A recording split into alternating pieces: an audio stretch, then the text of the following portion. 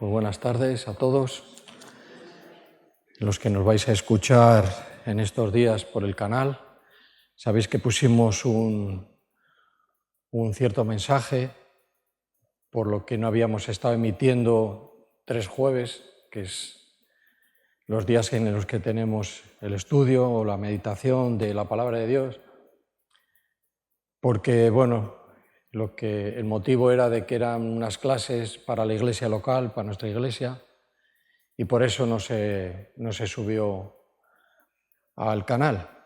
Pero bueno, regresamos y que Dios nos bendiga y que pueda bendecir a todo el que nos oiga, ¿sí? Pues cuando nos ponemos delante de la palabra de Dios o venimos a la iglesia a reunirnos con los hermanos, no es algo que tiene que ver con pasar el tiempo, ¿no? No es un entretenimiento.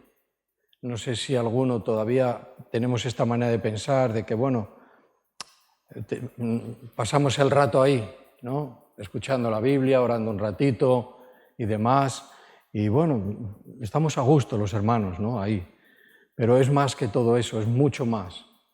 Cuando entramos y nos reunimos en la iglesia y nos ponemos delante de la palabra de Dios, entramos en una batalla espiritual, ¿sí? Esto lo hablábamos ayer entre el grupo que estamos discipulando y demás, y entramos en una batalla espiritual, una batalla que es de vida o muerte.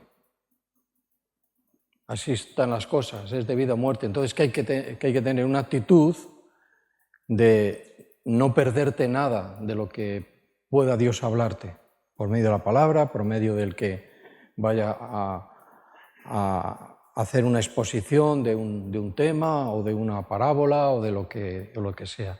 Entramos en una batalla, no en un momento ¿verdad?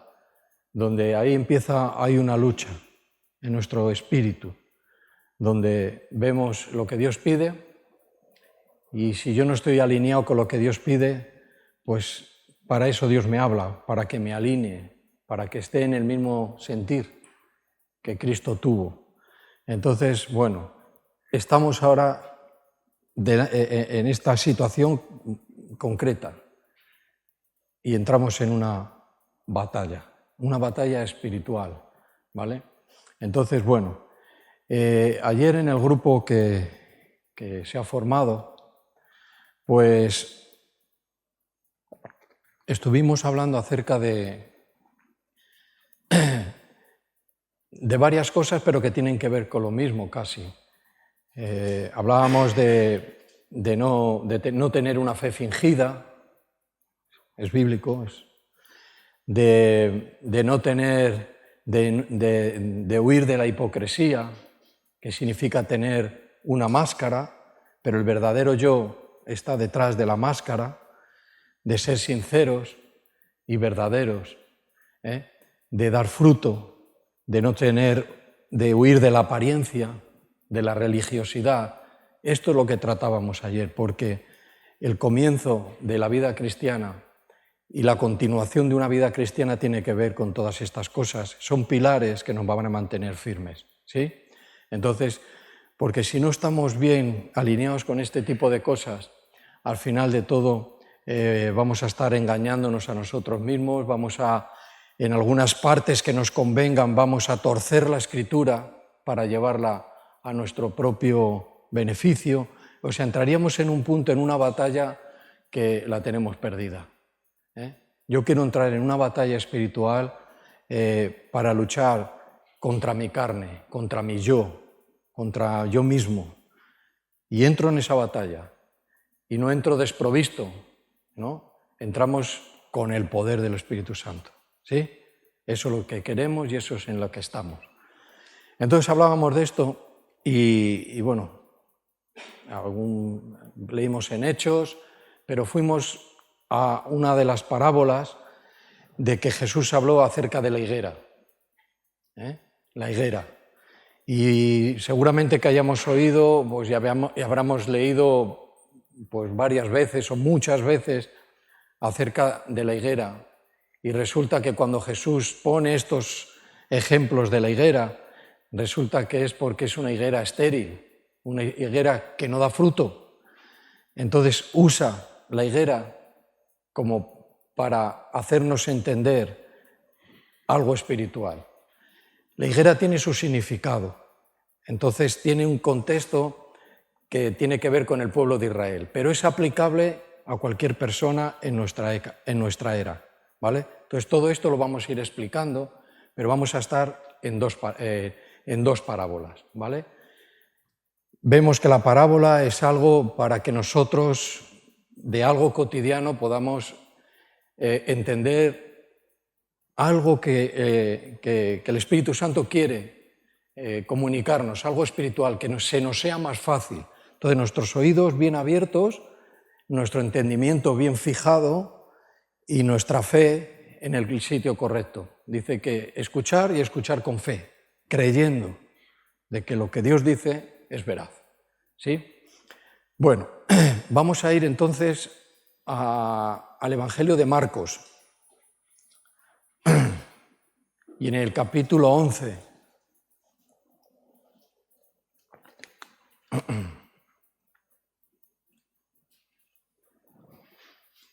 y es curioso, entendiendo de que es una palabra a lo mejor que no es muy de acuerdo, la Biblia no tiene curiosidades, tiene cosas que no entendemos, cosas que nos llaman la atención, exactamente no es como una curiosidad al uso que le damos a esa palabra. Pero hay muchas cosas que aprender aquí, ¿no? Capítulo 11, versículo 12, dice, al día siguiente, dice que cuando salieron de Betania, el Señor dice que tuvo hambre. Dice, y viendo de lejos una higuera que tenía hojas, dice que fue a ver si tal vez hallaba en ella algo. Pero cuando llegó a ella, cuando se acercó el Señor y llegó a ella, dice, nada halló sino solo hojas, ¿vale? Entonces dice, pues no era tiempo de higos. Y esto parece que es difícil de comprender lo que está diciendo aquí. Dice, va a la higuera sabiendo que él quería comer algo, dice que tenía hambre, vio la higuera y fue para allá y a ver si había algo allí. Pero dice que no era tiempo de higos. Dice, evidentemente, si no es tiempo de higos, el Señor no habría higos, no habría nada que comer. ¿Por qué se acercó? Esta es la pregunta, ¿no? ¿Por qué se acercó? Y ahora vamos a ver cómo da el fruto la higuera y cómo el Señor les hace ver esta situación por medio de la manera en la que da fruto la higuera, ¿vale? Vamos a terminar de leerlo en el 14. Dice, entonces Jesús dijo a la higuera, nunca jamás coma nadie fruto de ti, nunca jamás. Y lo oyeron sus discípulos lo que dijo. Entonces, bueno, vamos a empezar a desarrollar un poco las cosas que están pasando en esta parábola que tiene 3 versículos. Parece corta, pero daros cuenta que más adelante empieza otra vez a hablar de la misma situación. En el versículo 20 trataremos con él y los versículos siguientes. Pero vuelve otra vez. La interpretación primaria, la primera interpretación, lo primero para interpretar esta parábola, dice, este pasaje tiene que ver con la nación de Israel. Vale, nosotros no somos israelitas, ¿no? No somos del pueblo de Israel. Dice, entonces esta parábola está aquí dentro, pero no la podemos aplicar a nosotros porque es para el pueblo de Israel. Hay muchas cosas que exactamente son así, pero en concreto esta es aplicable. Es aplicable y lo vamos a ver por qué, ¿vale? Tiene que ver con la nación de Israel, pero tiene aplicación para personas de todas las eras, de todos los tiempos. O sea, tiene aplicación para nosotros. Que conviven, o que conviven con... que combinan, perdón, no conviven, combinan elevadas pretensiones por medio de palabras, pero su andar es totalmente indigno. Esta es la situación que se está encontrando con una higuera. La sabiduría de Dios no tiene límite. La manera de enseñar, en su tiempo, los que le oían decían, este hombre, dice, tiene una autoridad, la enseñanza que da no es como lo que nos están enseñando los religiosos de nuestro tiempo. Tiene algo mucho mayor que ellos. Vale, pues es esto.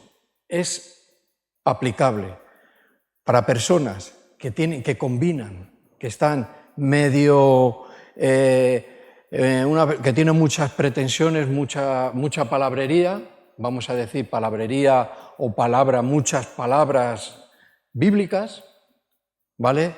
Pero su caminar es indigno.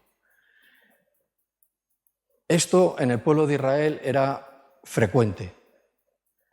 Jesús trataba con este asunto duramente porque era un asunto bastante peligroso para la propia persona y para los que oían la enseñanza de los religiosos del tiempo. Su manera de andar no era digna del Señor, pero eran gente que conocía, que hablaba, que enseñaba, que transcribía la Biblia, ¿verdad? Tenía unas grandes pretensiones religiosas, pero su caminar no era digno del Señor, ¿vale? Entonces, esto es la aplicación. Vale, la higuera, para que empecemos a entender un poco por qué dice que no era tiempo de higos, ¿vale? La higuera da dos frutos, dos cosechas, vamos a decir, dos cosechas. Hay una cosecha primera que es la breva. Es la breva, que conocemos los higos y las brevas. Esto parece que es... Pero esta es la situación. El Señor fue y dijo, a ver si hay algo. Él buscaba la breva. Él buscaba de que seguramente alguna breva encontraría, ¿vale? Porque hay dos frutos. Antes de que las hojas caigan. La breva nace antes de la hoja. Esta es la higuera. Nace antes de la hoja. La hoja de la higuera cae en invierno, pero la breva, la primera cosecha de la higuera es lo que llamamos una breva. La siguiente empieza a salir la hoja. Y debajo de la hoja, ¿sabéis qué nace? Los higos. Son dos cosechas diferentes. Por eso dijo, no es tiempo de higos, es tiempo de brevas. Pero vio que no había nada. No había ni el primer fruto y por consiguiente dice, si esta higuera no ha dado el primer fruto, tampoco va a dar el segundo fruto. Esta higuera es estéril. Y se estaba refiriendo al pueblo de Israel. No estaba dando fruto. No había un fruto digno de Dios. Y decía, bueno, si hasta ahora no ha dado fruto, claramente no voy a recoger fruto de este pueblo incrédulo. Y esta es la situación que estaban viendo los discípulos y estaban como un poco atónitos, porque maldijo la higuera. Esta maldición o esta restricción de fruto no es perpetua. No es perpetua para el pueblo de Israel. En el momento en el que el Señor vuelva a reinar, el pueblo de Israel bíblicamente empezará a ser restaurado. ¿Vale? Es un tema que va aparte, aunque realmente está aquí dentro, justo dentro de esta parábola. Pero estamos en la aplicación para nosotros. Y decimos, con tanta pretensión, con tantas veces religiosidad, a veces que es un comportamiento un poco ya muy pegajoso, ¿no? Muy alto, ¿no? Muy bíblico y demás. Y la conducta no nos acompaña. Si no damos fruto, no lo vamos a dar nunca. porque ahí lo que se necesita es una renovación, una restauración de esa persona. Poder entender, poder comprender la palabra de Dios, eso lo que va a hacer es que haya una transformación en nuestro interior. Entonces, si hay transformación verdadera, si yo puedo conjugar mi exterior, lo que otros ven, lo que yo quiero que el resto de las personas vean y oigan de mí, si eso lo puedo conjugar con un caminar digno, daré fruto. Y el Señor está buscando fruto tuyo y mío. Si no hay un equilibrio, no hay fruto. Y el Señor viene a por fruto. Y dijo, no hay primera cosecha, no va a haber segunda cosecha. Dice que solo halló hoja. Decía, yo he dicho que después de la breva viene la hoja y luego el higo, pero es que daros cuenta cómo está escrito.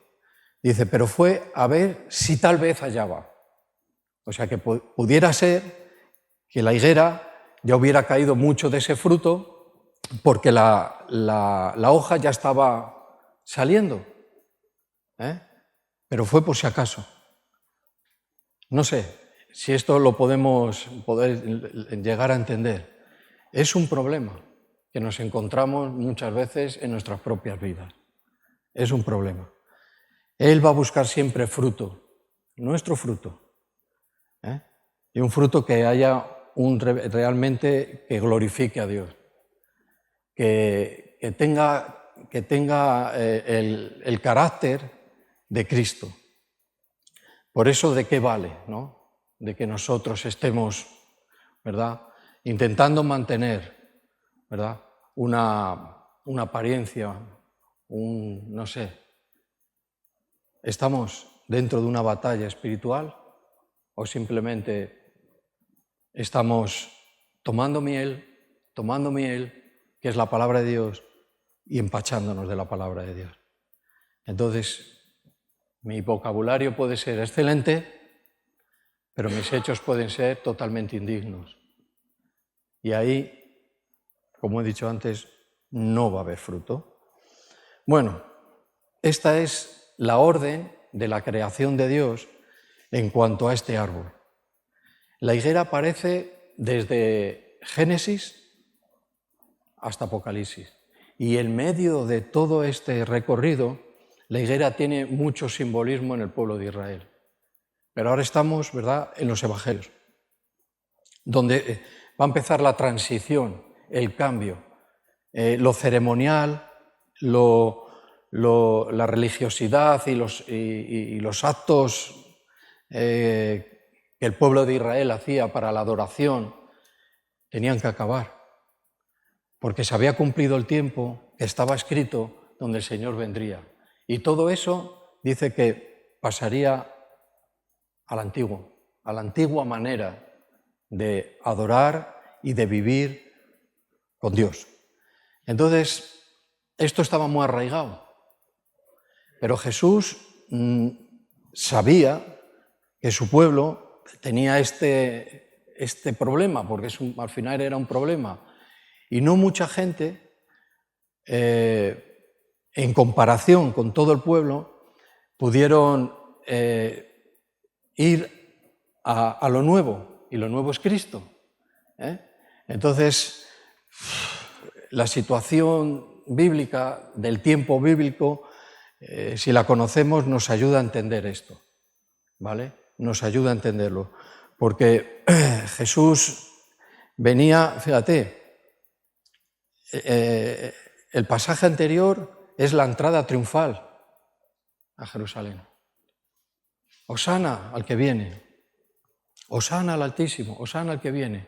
Al nada de tiempo le estaban crucificando, le decían, crucifícalo, crucifícalo. ¿Cómo puede ser esto? Hosana, palabras, pretensiones del cielo, pero su caminar era indigno totalmente de Dios. ¿Ves? Y esto lo podemos aprender, lo tenemos que aprender del pueblo de Israel. porque todo lo que está aquí es para nuestra propia enseñanza, para que no nos pase. Por eso nunca es repetitivo oír una y otra vez y no decir, otra vez la parábola de no sé qué, o el pasaje de no sé cuál. Pon atención, seguramente que algo viene nuevo. Algo siempre viene nuevo, ¿vale?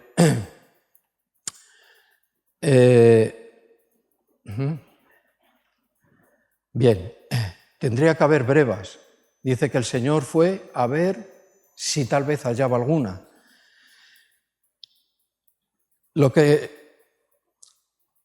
Si no, dice que aparecía breva alguna, era la señal de que no habría cosecha de higos en su tiempo.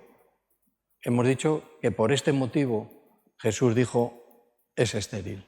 El pueblo de Israel, que es la higuera, era estéril en cuanto a fruto. Estéril en cuanto a fruto, ¿vale?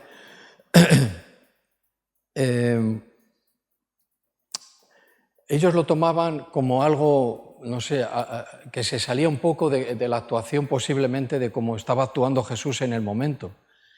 Y al ver esta situación, ellos tenían que preguntar al Señor. Dice, Señor, ¿por qué has maldecido? ¿Por qué has hecho esto?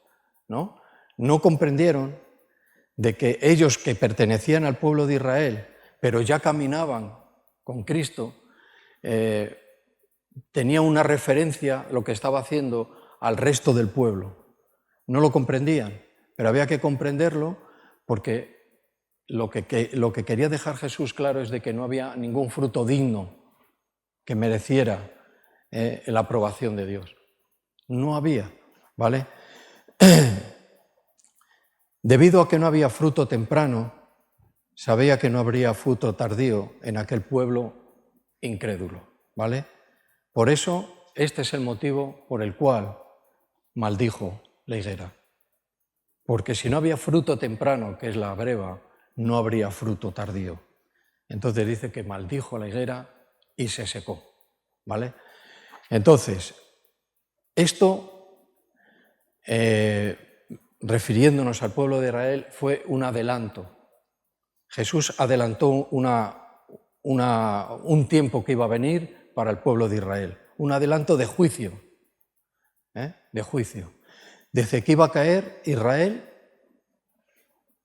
en el año 70 después de Cristo. O sea, la referencia de esta parábola tiene que ver con lo que en el 70 después de Cristo pasó. La invasión, la deportación y todo lo que ocurrió. ¿Por qué?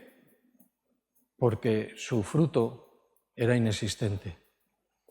Eran duros de servir, dice, por la incredulidad que había en su corazón.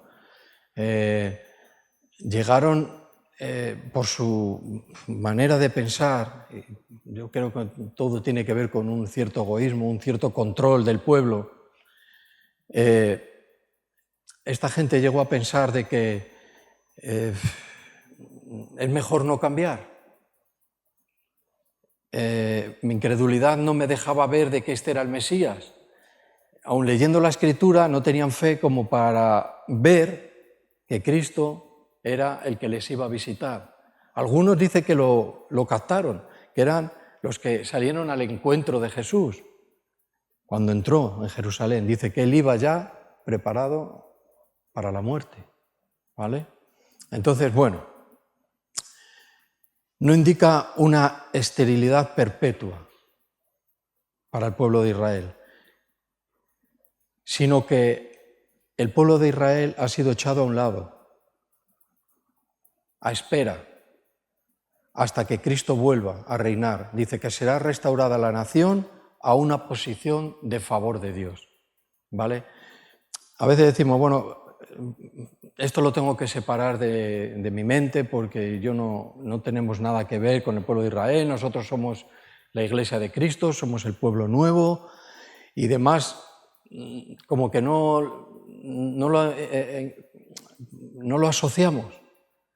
Pero lo que tenemos que asociar del pueblo de Israel es de que sí es aplicable a nosotros, porque somos individuos igual que eran ellos, individuos. que estaban de cara a Dios. Entonces, la higuera tiene que ver con un caminar de acuerdo a nuestras pretensiones religiosas, ¿vale? Mucho más. Bueno, como dije, saltamos, si queréis, al versículo 20.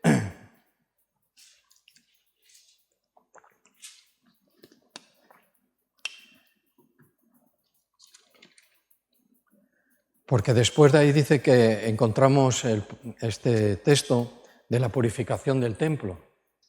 Él iba con la misma situación. Entró en Jerusalén y vio que el templo era aquello un comercio, era algo que desagradable a Dios. Y Jesús intervino, sabemos un poco de cómo intervino Jesús en el templo, echando fuera a los cambistas y demás. Pues todo venía a raíz de todo esto, de que no iban a dar fruto, de que era una indicación para los que le seguían, para sus discípulos, de que lo que había hecho tenía una realidad, no era una ficción, sino esto es lo que yo os estoy diciendo acerca de la higuera. Mirar cómo está el templo de Dios, dice casa de oración. Y mirar, cambistas, animales para arriba, para abajo, esto es un desastre, ¿ves?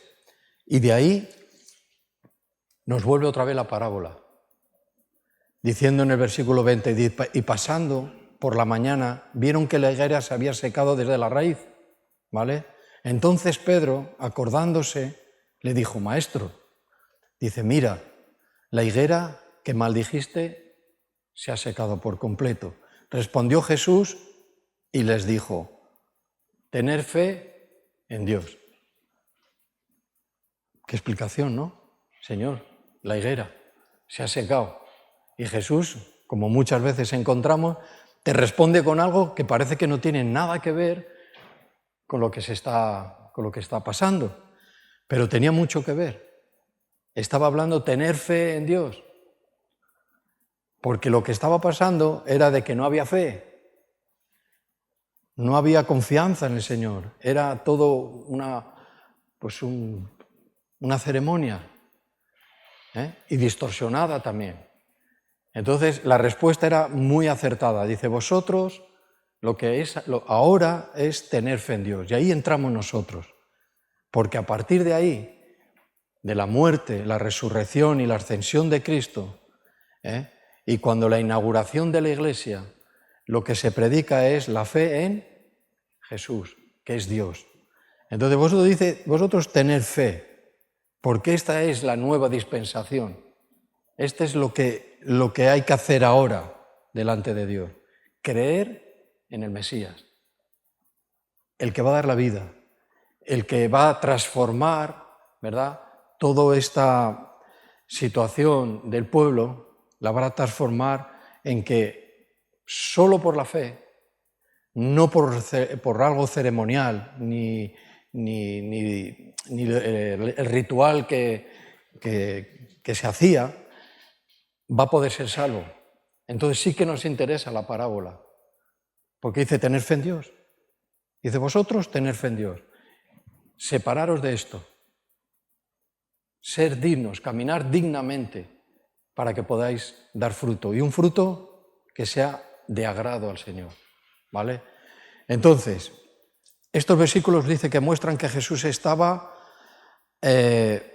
alentando la fe en Dios. Dice, como medio para quitar dificultades. Esto nos interesa. Tener fe en Dios para quitar del medio dificultades, porque tiene que ver, porque vamos a terminar de leerlo y vamos a ver cómo continúa, ¿verdad?, esta conversación, y ya con palabras totalmente de Jesús. A partir de cuando dijo tener fe en Dios, en el 23 dice, porque de cierto os digo que cualquiera que dijese a este monte, quítate y échate en el mar, y no dudare en su corazón, sino que creyere que será hecho lo que dice, lo que diga le será hecho. Parece un trabalenguas, hay que leerlo bien. Dice, por tanto, os digo que todo lo que pidieseis orando, creed que lo recibiréis y os vendrá. 25. Y cuando estéis orando, dice, perdonad. Si tenéis algo, dice, en contra de alguno, dice, para que también vuestro Padre que está en los cielos os perdone a vosotros vuestras ofensas. Dice, porque si vosotros no perdonáis, tampoco vuestro Padre que está en los cielos, dice, os perdonará vuestras ofensas. No habla del perdón de pecados inicial cuando una persona se entrega a Cristo, ¿vale? Está hablando del día a día, de entre la Iglesia, de entre nosotros. Dice que si no perdonamos, el perdón de Dios se va a retener en nosotros. Eso es de lo que está terminando de hablar. Pero aquí hay unas cuantas cosas que tenemos que ver, porque habla de todo lo que oremos, y mejor, esto es muy común, de que hay creyentes que oran y no reciben y se agotan en su oración y no caen, de que hay textos bíblicos que dice pides, pero pides mal. Porque pides y no es voluntad de Dios. Entonces es bueno tener siempre un papelito al lado en estos versículos que diga, si es voluntad de Dios, lo recibiréis. Entonces, ¿qué hay que hacer? Tener una buena relación con Dios para conocer cuál es su voluntad. Porque si no es voluntad de Dios, Dios no va a contestar. Entonces, está aclarándole, como la Iglesia desde el principio queremos estar con claridad acerca de la oración. Orar con fe, por supuesto. El que ore sin creer de que va a recibir, pues mejor que no ore. Pero si yo oro y pido algo que no está dentro de la voluntad de Dios, dice, no va a recibir. Entonces, tiene que haber una claridad en nuestra oración, ¿vale? Porque podemos agotarnos. Eso una. Y otra, que empezamos a llevar la Escritura a un terreno que es para beneficio propio, ¿verdad? Sin escudriñar de que hay situaciones que Jesús totalmente desaprueba, totalmente. Pero esas parece que no las encontramos. Tiramos para adelante y hay algo que estamos... No está en oración. ¿No habéis oído eso ninguna vez? Está en oración. Eso a mí me suena chino. No le pillo yo no capto yo en eso. Y sí, estoy orando por ello. Es casi lo mismo. Pero hay algo que no. Y a mí a veces siempre me habla de que estoy orando y no recibo. Estoy pidiendo algo que no me estoy dando cuenta que va en contra de la Escritura. Pero aún así insisto, yo solo puedo decir una advertencia, cuidado porque te agotarás y no vas a rendirte, sino que ya estás tan preparado en tu mente y en tu corazón que vas a hacer tu voluntad y no la de el Señor. Eso es así. Por eso tenemos la claridad de la Escritura, que es luz para nuestro camino, ¿sí? Bueno, como medio para quitar dificultades. Si los discípulos tienen fe en Dios, dice, pueden afrontar los problemas de la falta de fruto. O sea, el fruto, el no tener fruto, es un problema. O sea, aquí ya entramos en otro punto. Parecía que, bueno, vamos a echárselo todo al pueblo de Israel, que lo hizo muy mal, pero ahora estamos la Iglesia. O sea, el no tener fruto digno del Señor es un problema. Y el problema, fíjate, cómo el Señor lo resolvió. Dice que secó totalmente la higuera. Y el pueblo de Israel está esparcido por el mundo. Está a la espera de la venida del Señor porque hay una promesa para su pueblo de que va a haber una restauración del pueblo de Israel. Pero nosotros somos la Iglesia. Nosotros somos la Iglesia de Cristo. Nosotros tenemos que ir en la enseñanza correlativa o paso por paso, porque nosotros no estamos a la espera. Nosotros hemos sido atraídos al Señor. No estamos a la espera de que un día la Iglesia vaya a ser restaurada. Nosotros no estamos en eso. El pueblo de Israel está en eso hoy, ¿vale? Pero nosotros ya no. El Señor ya nos ha perdonado. Estamos viviendo una vida cristiana. Ahora hay que vivirla de acuerdo a la Escritura. Cuando nuestro pensamiento no cambia, podemos decir que no tenemos una mente bíblica, que parece que suena un poco raro, pero esa es la realidad. Tener una mente bíblica es tener un conocimiento de las Escrituras, para cuando a nosotros se nos vaya un poco el pensamiento para acá y para allá y no sabemos a veces, para dónde vamos, si tenemos una mente conocedora de la Escritura, enseguida encontramos la dirección, ¿vale? Afrontar problemas y tal, y el problema que estábamos hablando es la falta de fruto, y también es un problema, puede salvar problemas como eliminar barreras montañosas. Hay en alguna que dice, si le dijerais, ¿no?, a este árbol que se trasplantara, ¿no?, si dijerais que esta montaña se moviera, eso es un simbolismo. Habla de dificultades de grandes como montañas. Y parece que siempre estamos, no perdemos de vista la montaña, no salimos de la montaña. La dificultad siempre está delante de nosotros y siempre hay dificultades, eso no lo vamos a negar. Pero también hay salida para la dificultad, siempre está la montaña. Siempre. Y arrastrando un problema de falta de fruto. Cuando hay fruto, el problema de la montaña, las dificultades, se van disipando. Porque no es nuestra fuerza, no es nuestro entender personal, no es nuestro reunirnos para pasar un buen rato, no. Estamos en una lucha espiritual que nos da el poder, las riquezas del Señor, el poder del Señor es el que nos hace avanzar, nos hace pasar montañas. Las dificultades se disipan, no reducen nunca los problemas. Estamos tan cargados de problemas y nunca vemos salida.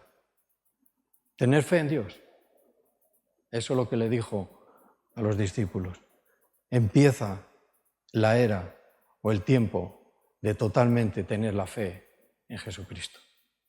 Y ahí se marcó un tiempo. Nosotros estamos disfrutando de esa gracia. Pero como he dicho también antes, el Señor busca fruto, ¿verdad? Y vemos el fruto del Espíritu Santo, ¿no? En la carta a los Gálatas. Entonces, eso se tiene que manifestar. Si no se manifiesta, ¿qué estábamos diciendo? Que la falta de fruto es un problema. Hay un problema si hay falta de fruto, ¿vale?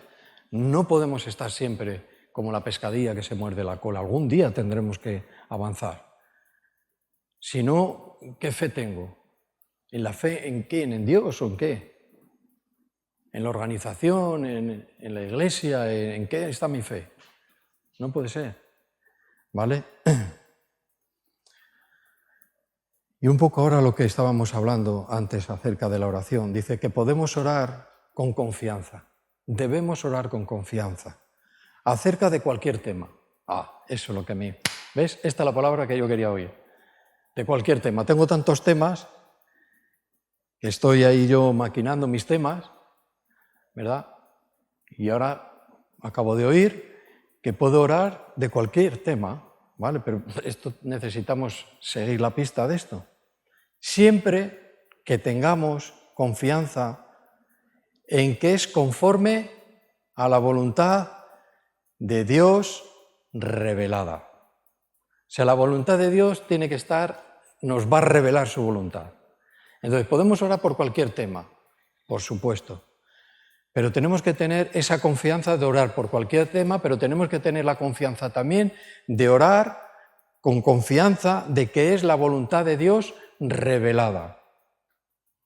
Y aquí hay dos partes, la voluntad de Dios revelada por la palabra de Dios, ¿bien? O por el testimonio interno del Espíritu Santo. ¿Entendemos esto? El Espíritu Santo, si hemos nacido de nuevo, nos da testimonio de que es voluntad de Dios esto o aquello. ¿Puede ser así? Es así. Tenemos que tener confianza de orar, pero tenemos que tener también la confianza de que la voluntad de Dios se revela por medio de su palabra y por el testimonio del Espíritu Santo dentro de mí. Son dos cosas. A veces empezamos a buscar y encontramos la voluntad de Dios para algo en las Escrituras, pero también la encontramos en un testimonio interno. Testimonio como el que encontramos en un versículo que dice que el Espíritu Santo da testimonio ¿a quién? A nuestro espíritu de que somos ¿quiénes? Hijos de Dios. ¿Ves? Claramente existe un testimonio interno que nos dice cuál es la voluntad de Dios. El que no tiene el Espíritu Santo no puede tener ese testimonio interno. Puede tener la Escritura, pero si no la comprende ni la entiende, va a ir a ciegas. Va a tener muy buenas pretensiones cristianas, muchos planes cristianos, mucha obra que voy a hacer cristiana, pero no tengo, ¿verdad?, la confianza de que eso es la revelación de la voluntad de Dios. Entonces no podemos andar a ciegas. A los discípulos les dijo, tener fe en Dios. Y ahí comienza todo, bueno, no vamos a volver a leer el texto, pero ves que habla de la oración, que habla de la confianza, que habla del perdón cuando estemos orando. Fíjate, la explicación de una parábola que tiene que ver con una higuera. Cuando piden que se le explique, el Señor ya va a otro tiempo, va ya al futuro. Y los discípulos me imagino que estarían, sí, bueno, pues, ¿qué tiene que ver ahora la higuera con la oración, con la confianza? Pero seguro que, bueno, aquí no nos cuenta todo, pero las dudas, si no las preguntamos, nos quedaremos siempre con duda. Entonces dice, no pregunto ya, a ver si de alguna manera yo salgo de mi entender Te quedarás ignorante porque hay que preguntar. Y seguro los discípulos, y ya Jesús trataría de hacerles y aclararles, dice, pues esto o aquello, no sabemos, no tenemos información de esa situación. Pero ¿veis? Vemos la parábola de la higuera que fue secada por falta de fruto. Y el Señor no iba a saber lo que se iba a encontrar. Pero el Señor no vivía por lo que Él ya sabía, que lo sabe todo. El Señor vivía por lo que los que le seguían no sabían. Y les iba instruyendo de maneras muy diferentes. Y aquí, como componentes del pueblo de Israel, tenían que aprender esta situación. Pedro, te tocará un día dar un fruto digno de la fe en mí. Y tendrás que comprobar y tener confianza que lo que pidas sea revelado por la palabra de Dios y que tengas un testimonio del Espíritu Santo en ti. Y los discípulos, que luego eran los apóstoles, tenían una muy buena relación con el Señor, tenían muy buena actitud en cuanto a las cosas espirituales, había una preparación, ¿verdad? Y Pedro fue el que dio el discurso de la inauguración que conocemos, que empezó la iglesia que hoy disfrutamos, ¿no? La comunión entre los hermanos. ¿Sí? Bueno, esto lo encontramos en esa parábola. Pero hay más parábolas. Hay más parábolas de la higuera. Vamos al Evangelio de Lucas y en el capítulo 13.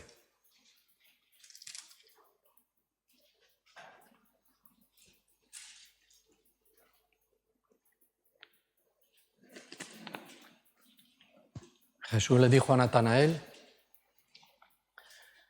te vi cuando estabas debajo de la higuera. O sea, la higuera era un árbol importante. Hay árboles que salen en la Biblia que se repiten varias veces. Tiene que ver con el olivo, tiene que ver con la vid, tiene que ver con la higuera, los cedros.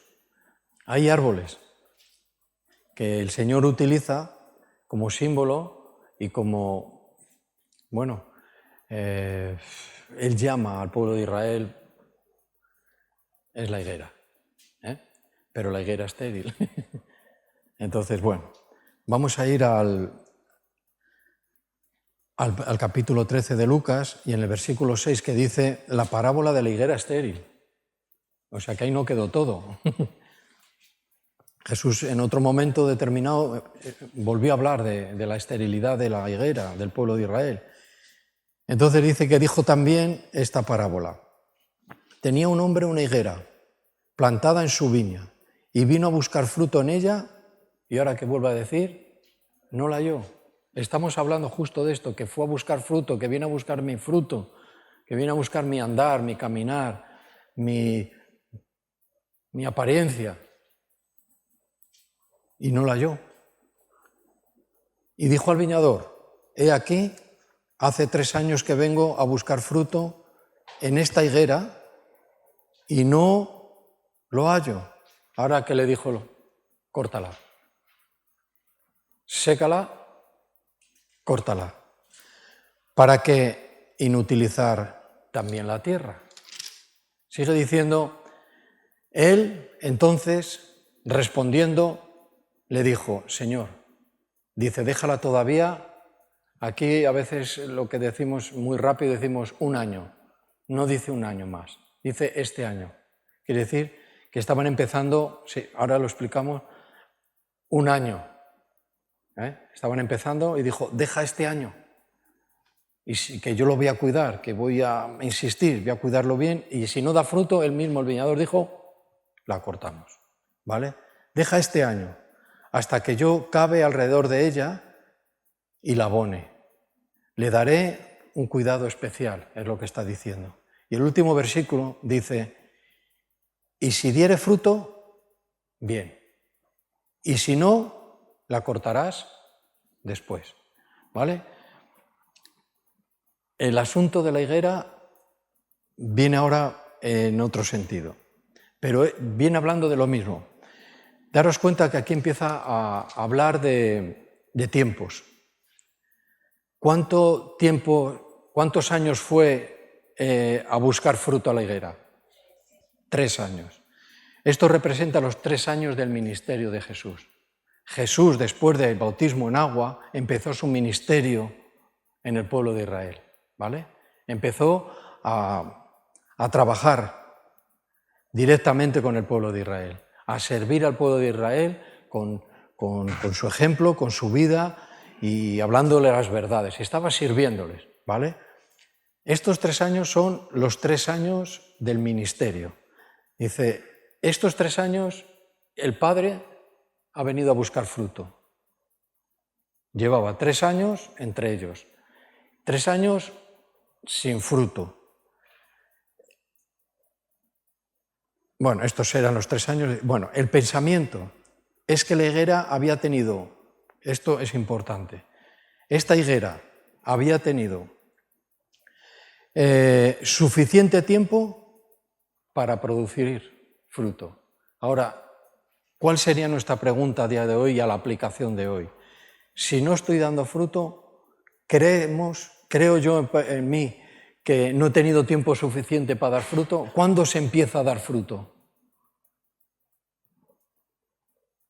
¿Cuándo alguien que se entrega a Cristo empieza a dar fruto? Pues el fruto es fácil de ver casi con mucha inmediatez. Con mucha inmediatez. Hay cosas que ya empiezan a cambiar, hay cosas que ya se empiezan a ver, hay cosas pequeñas que empiezan a demostrar de que realmente hay un fruto de que esta persona es un verdadero cristiano. Alguien que de verdad se ha arrepentido y se ha entregado al Señor. Pues acaba de empezar, bien, pero acabó de empezar, se arrepintió y el Señor ya puso su espíritu en él. Y el fruto de su espíritu ya está funcionando inmediatamente. Entonces, algo del fruto. Dice, 3 años he venido. 3 años para Dios dice que tenía que haber sido suficiente como para que el pueblo de Israel reaccionara al Mesías. Reaccionara, no reaccionaba. Entonces dice que el viñador, el intercesor, que Jesucristo le dice al dueño de la vid, que es el Padre, déjame este año. Pero ¿qué ocurre? Que cuando empezó este 4.º año, le crucificaron.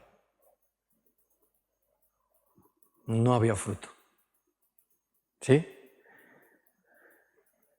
Si en este tiempo razonable no aparecía ningún fruto, la conclusión más normal era de que no iba a aparecer ninguno. Si con 3 años, tiempo suficiente para que esto ocurriera y no había ocurrido, la conclusión es que nunca iba a haber. Y así fue. El viñador pide interceder para terminar el año. Un año y alargar este tiempo. Esto mismo es lo que sucedió, que no dio fruto, ni alargando el tiempo, ni con cuidados especiales. Fue justo lo que ocurrió, que la viña fue cortada. Fue cortada. Y el pueblo de Israel, como dije, está esparcido, está sin fruto, tiene una promesa que se va a cumplir, que es que en la venida de nuestro Señor y en el tiempo de su reinado, el Señor dice que a recoger a su pueblo. Va a recoger a su pueblo, ¿sí? Esto dice que fue después de comenzar el 4.º año, que Israel, comenzando el 4.º año, que pidió el intercesor Jesús, déjala, dice en este 4.º año, que dice es cuando Israel rechazó claramente a Cristo y lo demostró como crucifícalo, crucifícalo, crucifícalo. Claramente no iba a dar fruto. Tuvo tiempo, no lo hizo.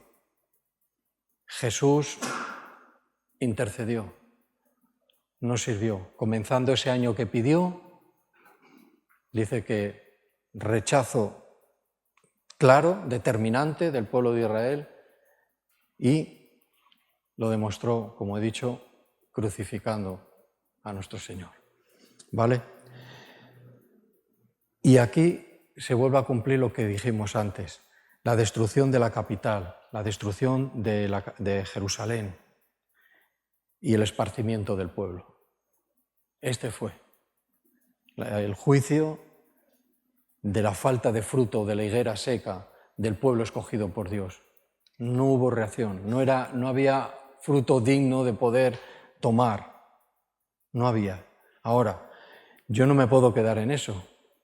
Ahora, mi pensamiento es que yo soy cristiano de esta época y Dios sigue actuando de lo mismo, en la misma manera. Y nos ha provisto de su Espíritu. dentro de nosotros tiene que haber, tenemos que producir o manifestar, más que producir, porque eso no lo podemos producir, manifestar un fruto de que sí somos hijos de Dios, de que ha sido suficiente, hemos entendido que ha sido suficiente lo que Cristo hizo por nosotros. No hay que esperar, ni esperar, ni esperar, no estoy en ello, no. Hay que ir, porque el Señor nos lo ha puesto fácil y busca fruto digno de alabanza y de adoración. Ninguna persona tiene ninguna razón para gozar de los cuidados de Dios. ¿Qué razón le podemos decir al Señor? ¿Qué razón tenemos para que decirle al Señor, cuida de mí? No hay ninguna razón. Si no da fruto de justicia para la gloria y la alabanza de Dios, ¿quién merece? ¿Cuál es la razón de que el Señor tenga que cuidar de cada uno de nosotros? Nosotros tenemos que, como vamos a decirlo así, de darle esta razón, ¿no? Y nuestra razón es nuestro fruto para su gloria y alabanza, ¿verdad? Pero tenemos que estar atentos, porque ayer hablábamos en la esta que había un joven, ¿no?, que se extendió Pablo hablando, estaba en la ventana, ¿no? ¿Y qué pasó? Se durmió, ¡pum!, y se cayó. Nadie le avisó que se estaba durmiendo, pero cuando ya cayó y murió, ya no le dio tiempo a reaccionar. Dice que nadie le avisó. Eso fue una situación muy concreta, pero ahora, gracias a Dios, siempre hay alguien que nos avisa. Estás durmiendo, te estás apagando, no estás dando fruto. ¿Ves? Sí, gracias a Dios tenemos algunos hermanos que nos vienen a decir, te duermes. Si caes, ya no va a haber solución. Pablo dice que se echó encima de él y el Señor permitió que su alma y su espíritu volvieran a ese muchacho y volvió a la vida. Dice que siguió hablando hasta el alba y hubo una gran consolación en ese lugar. Y vieron lo que vieron. Pero si estamos en medio de una batalla, tú imagínate un soldado que está en medio de una batalla, como la que estamos ahora, porque estamos delante de la palabra del Señor, porque estamos reunidos con la iglesia, estamos en una batalla, y este soldado se queda dormido. ¿Qué le puede pasar? Hombre, si se queda dormido en un sitio donde no le ve nadie, a lo mejor se libra de la muerte. Pero eso es una película. Pero la realidad, si en medio de una batalla, como soldados de Cristo, nos dormimos espiritualmente, moriremos. Y nos apagaremos. Y empezaremos a apartarnos, a separarnos del Padre. Emprenderemos otro camino que parece, pero todos son pretensiones de palabras. Pero nuestro caminar es indigno. Entonces es bueno que siempre tengamos esta tensión de luchar contra esto. La dignidad de nuestro caminar, del fruto que quiere el Señor de nosotros, ¿verdad? Y aprendernos, si hace falta de memoria, el versículo en la carta a los Gálatas que dice, este es el fruto del Espíritu Santo. Paz, amor, bondad, benignidad. 9 frutos, ¿no? Bueno, es un fruto, pero nos habla de 9 situaciones diferentes. No podemos. Si nos despistamos, perdemos. Si nos dormimos, morimos. La higuera es aplicable a nuestros días. El consejo que nos podría dar el Señor y nos da hoy por medio de su testimonio interno, que es su espíritu, Dice, no seas tú incrédulo como el pueblo de Israel, que tuvo que ser secado y en otra ocasión cortado. La viña donde estaba plantada la higuera, eso era un sitio de privilegio. Dice, estás ocupando un lugar sin dar fruto, un lugar privilegiado. Estás desaprovechando el Evangelio. Entonces tienes que ser cortado y desarraigado. Estás ocupando un lugar de privilegio, porque no estás dando fruto. Entonces, bueno, yo, por la parte que me toca y la responsabilidad que tengo, es de que estemos siempre en ese mismo ánimo, de dar fruto, Y a veces fruto habría que matizar un poco, porque a veces también nos confundimos con lo que es fruto. Busca un cierto fruto, Señor. Y es justo ese, la misericordia, el amor, la bondad, la benignidad. Este tipo de fruto es el que fructifica, mantiene firme también al hermano porque comparte con él ese fruto y al inconverso. Ese es el fruto que busca, porque ve que ahí va a haber conversión, porque ve que ahí entre la iglesia va a haber fortaleza, porque entre tú y yo nos fortalecemos. Tus dones, ¿verdad?, me llegan a mí y me beneficio de ello, y tú los míos. Entonces, lo hemos leído en la palabra de Dios, que dice que eso nos va a dar firmeza en la confesión de fe que tenemos, cuando la iglesia está unida y nos estamos sirviendo unos a otros. Entonces, hay que animarse muchísimo y tener este ánimo de estar siempre dando fruto. ¿Sí? Amén.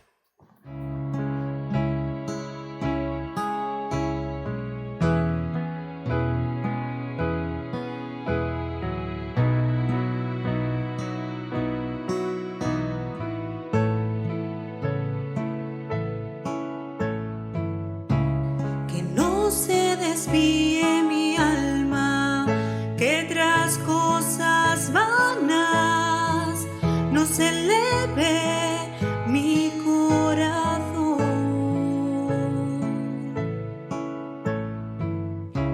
que soy